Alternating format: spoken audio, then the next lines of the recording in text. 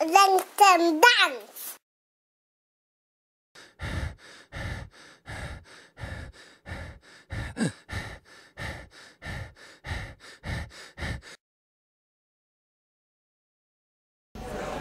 Fotonica? Oh, that's the short story disguised as interactive fiction, right? About a girl called Ali? In 2010, I played a small little game called Tales of the Unspoken World that was flagged up on indiegames.com. It wasn't mentioned in Electron Dance because it didn't have too much to recommend it. I didn't see much promise in the concept. I played it. Exit memory. Stage left. Fotonica? Isn't that one of the acts on the X Factor? You gotta excuse me. I have to. I'm looking for my brother. His name is But the team behind that game, Santa Ragione, had continued to work on it. In 2011, the commercial version of this game, now called Fotonica, was on show at the Eurogamer Expo. I donned the headphones and placed my hands on the keyboard. And then, let there be light.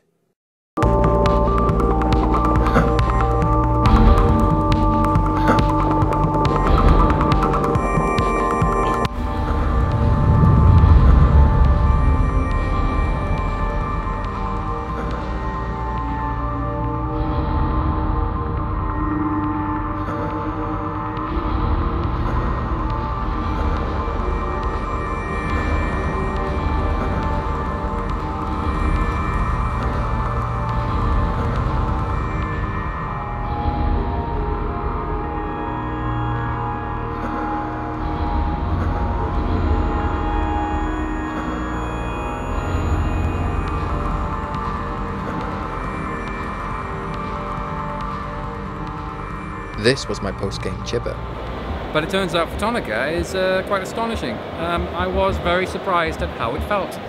Sometimes you see a thing in terms of exactly what it is, rather than what it wants to be.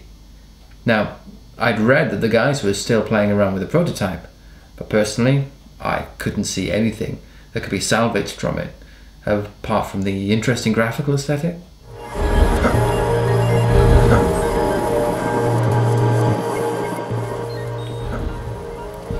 They kept refining the concept until it became something quite unexpected.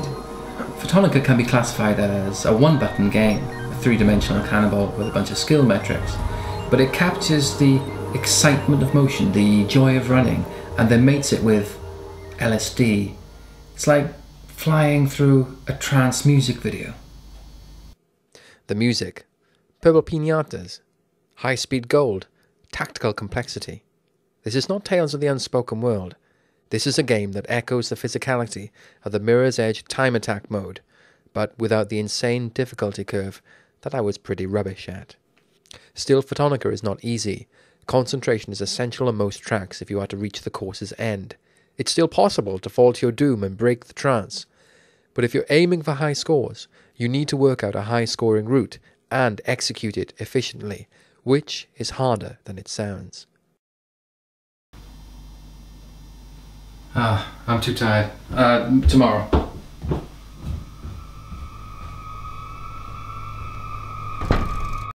The problem is trying to figure out which route earns a better score. If I go up, that might have a magenta piñata. If I take this long jump, I'll lose speed, as keeping contact with the ground keeps you going fast. It requires real trial and error to optimize your score function. And then Greg B, of Tap Repeatedly, scared me with this. Okay, so I've just beat Cadorna on Energy Code difficulty with 10,375 points, and beat that. I hadn't even attempted that course. After an evening of frustrated screaming at the monitor, I couldn't believe the ridiculous score he'd pulled off. I kept topping out around 8,000, but I didn't give in. I'm no quitter. Oh dear, Greg. Oh dear. And then Greg B said, "Shitting, twatting, fuck." And all was right with the world again. And that was Fotonica. Meditative and competitive. It'll get your juices going with just one key. And it's pay what you want. So, good night. Except For the Global Game Jam in January, Santa Ragione produced a mind-bending first-person puzzler called Mirror Moon. It's entertaining and almost devoid of instruction. It even has a whiff of Richard Perrin's Cairo Alpha. But this short, tight experience is definitely worth the price of admission, and that price is free.